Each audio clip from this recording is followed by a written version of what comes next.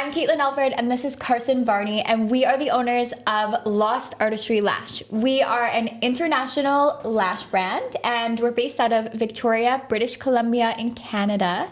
And on our podcast, we talk about all things lash, from your business to techniques and everything in between. Yeah, hey guys, welcome back to our podcast. It's been a while since we've done one. We really only just started this up around the time that the whole coronavirus COVID stuff started popping off, but then we lost our childcare, unfortunately, so we haven't been able to do one for a while. We were having a lot of fun with it, so we're trying to fire it up again now that we have our two little boys in daycare, because we're actually married. We have a family. Yes, we do have a family. And it's been a little bit unfortunate, because we love doing the podcast. But we're back. So that's the main thing. And today we actually have a pretty big announcement. We've been working really hard over COVID and even long before that to make this special something. So I will let you introduce it. Yes, so the big announcement that we have today, prior to starting the podcast, we just want to give you a little bit of insight into what this is. We're launching our business book today. So it's everything that we have learned in the past. Well, you've been in the industry for 6.5 years or something like that. It's everything that we learned from Caitlin starting on my mom's couch to growing the business to what it is today, which is a salon and an international lash brand. So we've talked about this before, but we went from having about $800 in our bank account to now having a company that's worth many millions. So the book encompasses everything that we learned and all of the bumps along the way to get to where we are now. Yeah, honestly, guys, our thought for this, we'll call it a book, was actually initially to do a full business course, but I know we've been affected by COVID-19 and we're sure that a lot of others have as well. So instead of making it a huge course that is obviously more expensive, we decided to kind of compact it into a crazy chock-filled information book of everything business that has worked for us. So it is like all of our top secrets, and we've managed to make it into a little book. So obviously it's more affordable this way, and that was kind of our goal with this. So guys, just because it's a book does not mean it is not everything that a business course would be. Yeah, there's nothing like this out there. There's no other book in the lash industry that covers as in depth as this. Like, this is literally everything that we have learned and everything that we've done. We didn't leave anything out in this book. And this book is it doesn't matter where you are at in your journey, whether you're working from home, whether you own a salon, whether you want to start a lash company where you're selling products. This book is for you. It covers everyone. Doesn't matter what stage your business is at. We're positive that the information in this book will help you grow to the next level. So this is a book that's for serious artists who want to grow their business. And we're super excited about it. Yeah, so we're super, super excited about this business book launch. And as we've said, this launches today. So you can actually go on our website and check that out. And by all means, if you have any questions along the way while you're reading it or even before or whatever, just reach out to us. We're super responsive on Instagram, on Facebook, and via email. So we check it all the time. So if it's a business question, then you will definitely get a response from either Carson or I. So yeah, with that said, I'm really excited to hear what you think of it and can't wait to hear the feedback. Oh, one more thing actually is for the next week, everyone who purchases the book will be automatically entered into a $500 giveaway.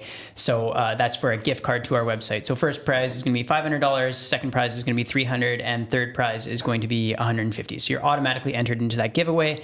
And for more entries to the giveaway, check our latest Instagram posts as well. Totally. So on the topic of business, that actually leads us into our actual podcast today. And what we want to talk about are 2 helpful tips that we found very beneficial for us within our business, both when we were growing it at home and at the salon. So I hope that you can find these pretty helpful as well.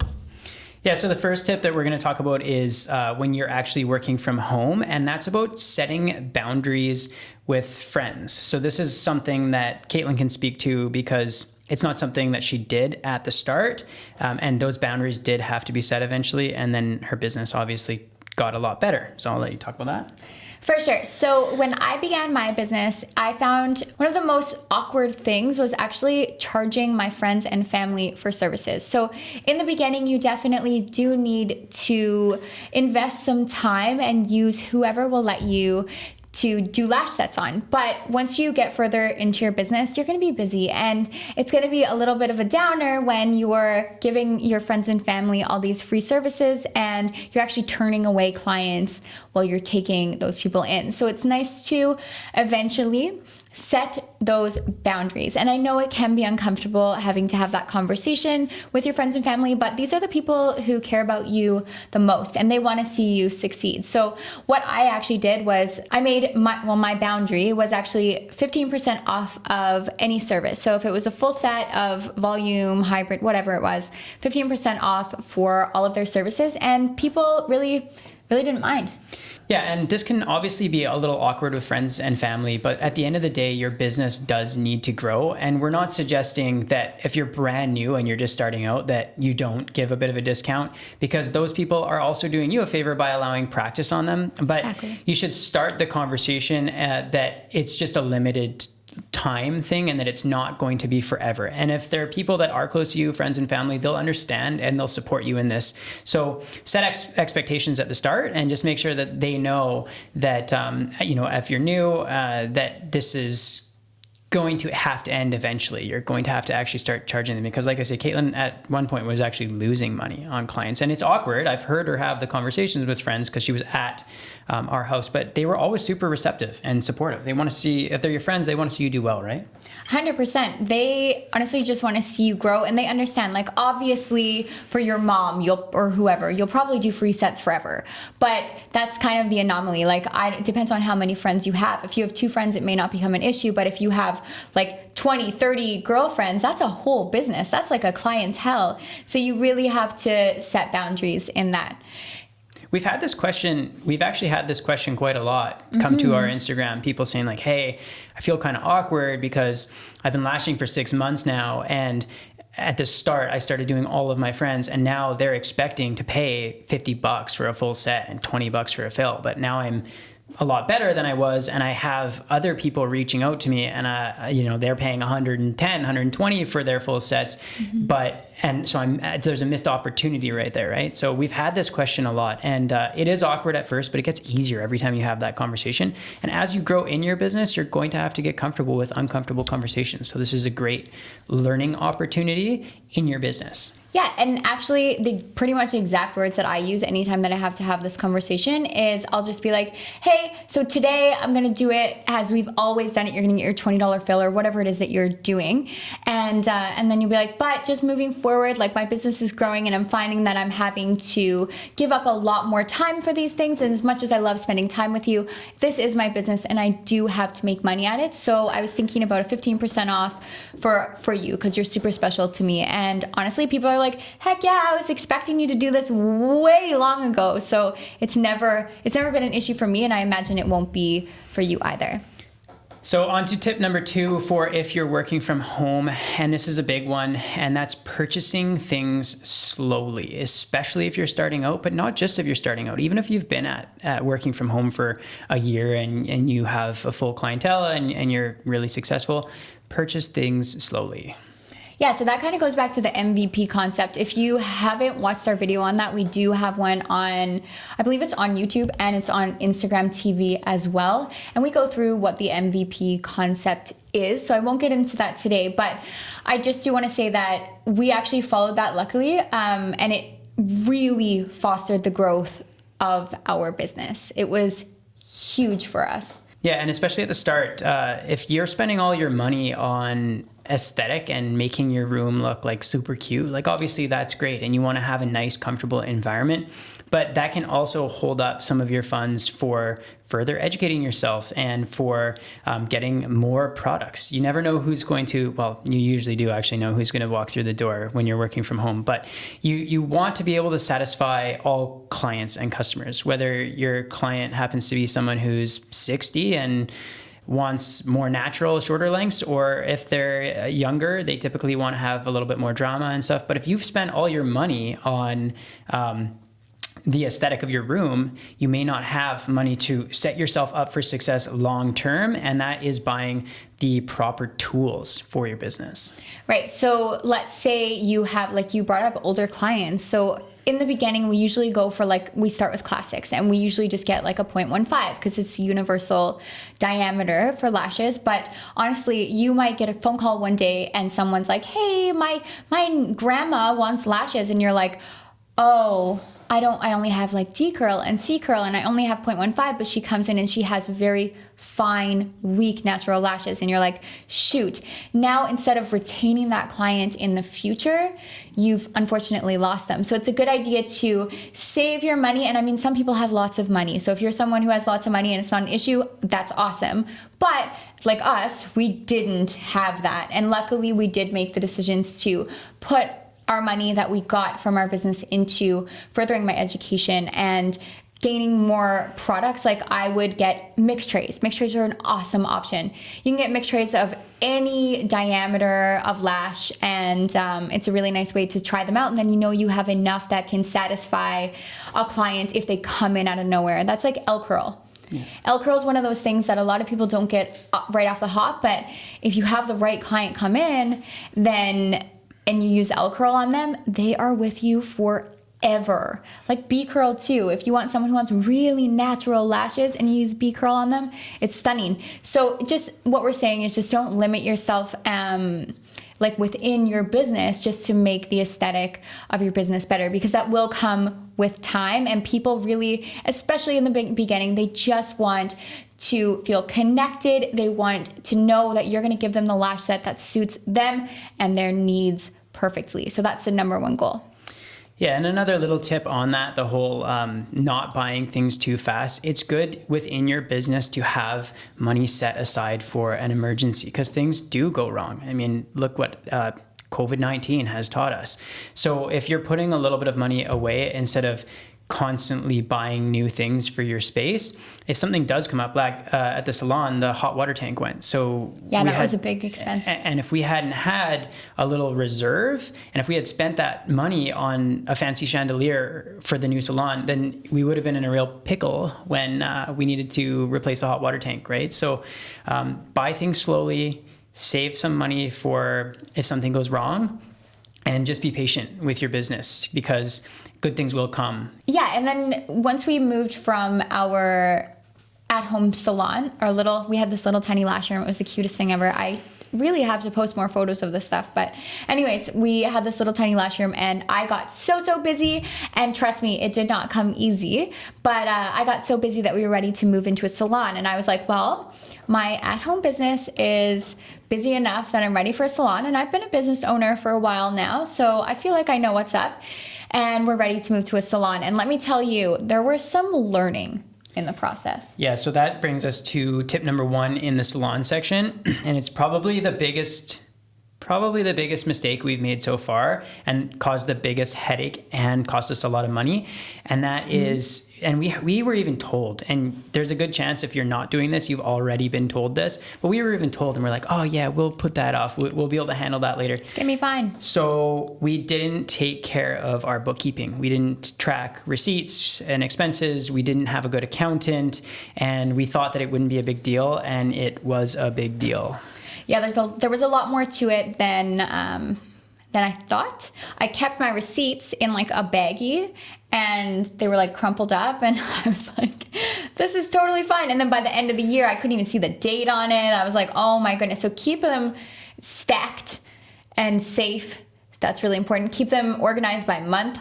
And honestly, if you keep up on your bookkeeping, it's not that hard unless you keep it till the end of the year. Then it is the biggest pain in the butt. Yeah, and there's a lot of software and apps out there that if you're a smaller operation, so say you open just a small studio, or you have maybe one other person working in your space, that you can actually manage it for yourself. Like you can use FreshBooks or QuickBooks, but once you go past one other person and you have 2 or 3 people working there, you need to have a good bookkeeper. It's super important. And also, consider taking photos of the receipts. There's lots of apps that will just scan them, because some of Caitlin's receipts, she had them all, we didn't realize this, but when you have all the receipts in a bag and they're pressed against each other, the ink that's on those receipts will fade and rub off. So we had lots of expenses that we weren't able to track down and we weren't able to write them off against as a business expense. So that actually reminds me. And then on top of that, not only did we have that happen, but then what we had to do was go through, which is mistake number 2, we had to go through our personal bank account and print off all of our statements for a whole and be year. like, oh, this is from a beauty supplier, this is from a beauty supplier. And like in between our like grocery store shops, guys, get a card. Get a business card, please. Yeah, separate the two. We didn't separate the two. Everything was coming out of our personal account, and money was coming in from e-transfers and stuff that maybe weren't related to the business. It's probably from my mom for Christmas or something. Yeah, but in the eyes of the tax person, it appears as though that's income. So separate the two and get a good accountant. It'll save you a huge headache. This was such a mess for us to try and sort it later. It ended up taking us mostly a long time. Yeah, it was not good. It was really bad. I'm not even 100% sure that everything is like, we're good now, but like back then, I don't know if, and like, I don't know how that was. Yeah, so that is like so important. And if you can relate, comment below, because maybe maybe you haven't taken care of them. Maybe you've run into the same situation where you had to go back in time and try and figure it all out, and it's not fun. So if you can relate, comment below and tell us. Also, find a bookkeeper and accountant that you really can trust. Like, don't just assume that because it's like being a lash artist. Like, you're like, oh, I'm a certified lash artist, but maybe you're not really good at what you do.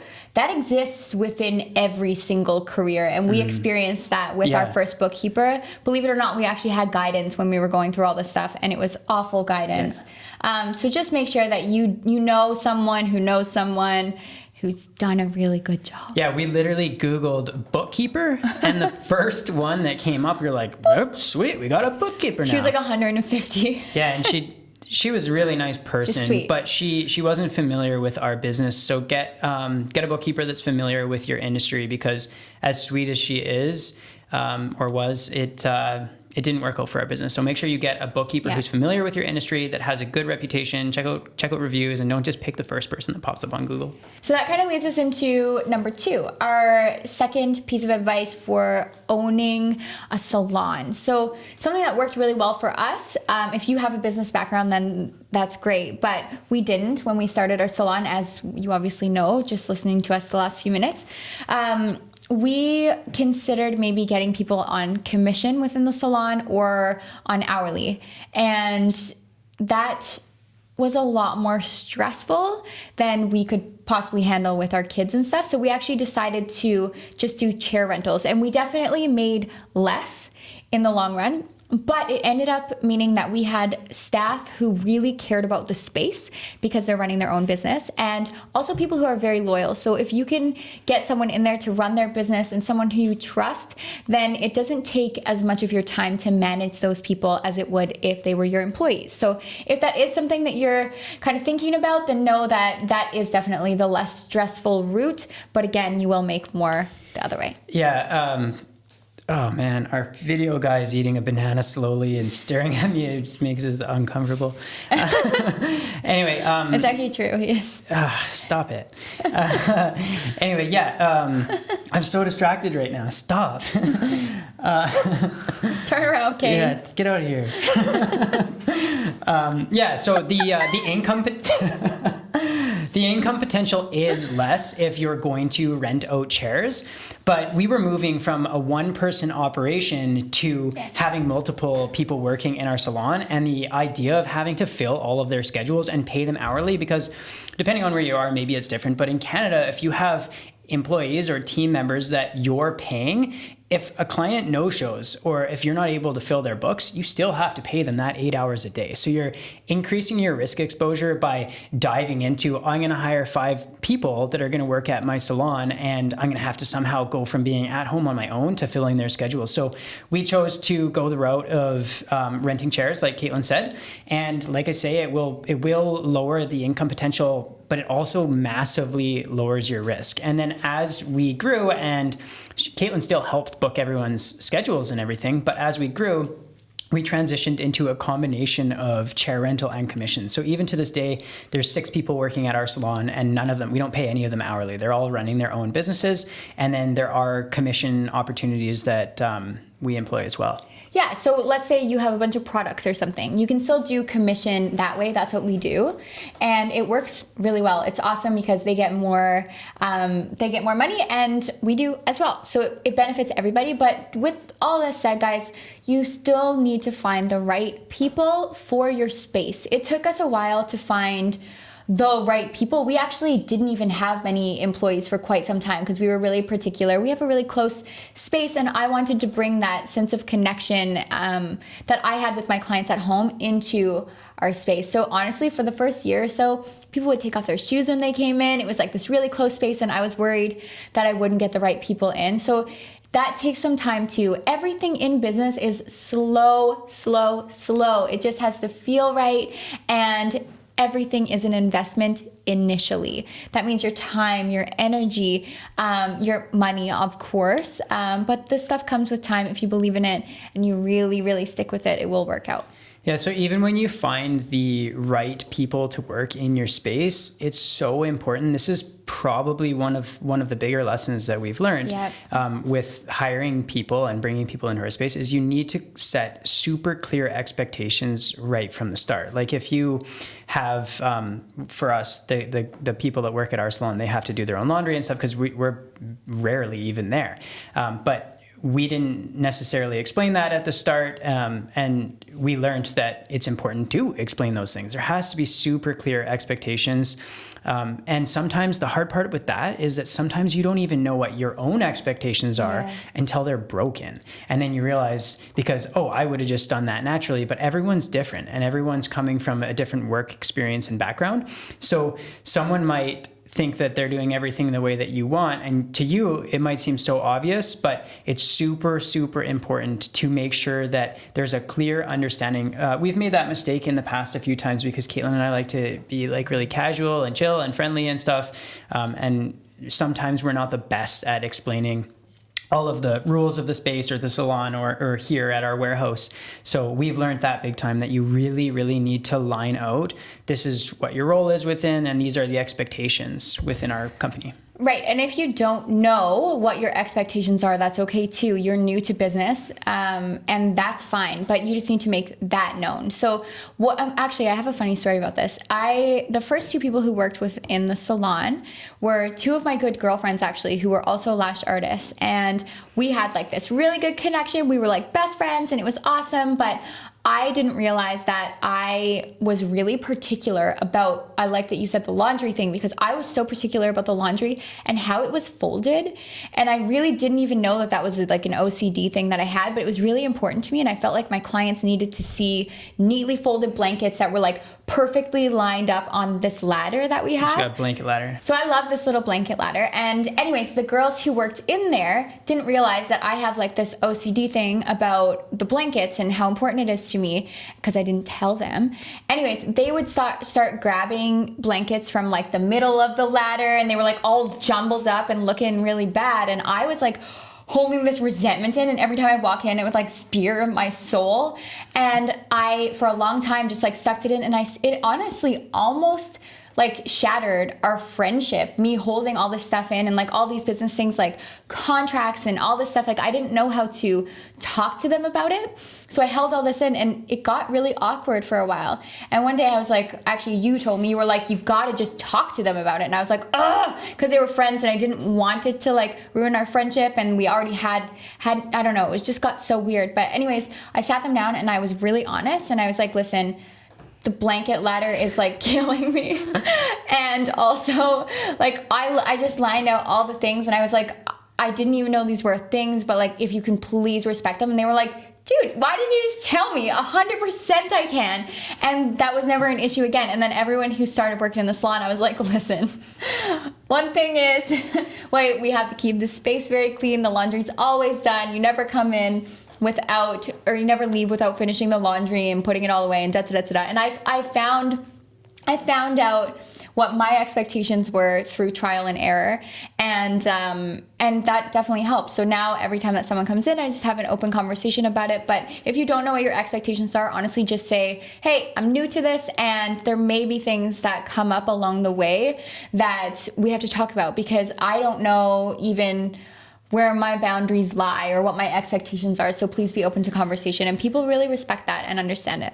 Yeah, Caitlin's really particular with things like that. I live with her, so I know. But that also is another point on that, actually, is I talked about this towel thing with Caitlin for so long, and it was the topic of the conversation in the evening at our house and how frustrating it was for her.